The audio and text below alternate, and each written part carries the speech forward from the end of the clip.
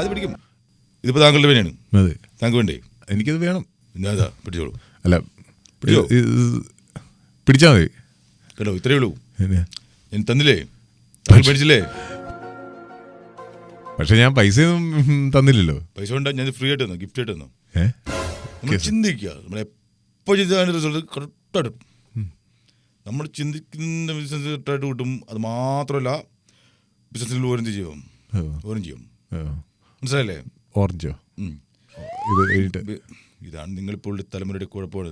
നമ്മൾ പറയുന്നത് നിങ്ങൾ കൃത്യമായിട്ട് ശ്രദ്ധിക്കുന്നില്ല. മനസ്സിലാവും.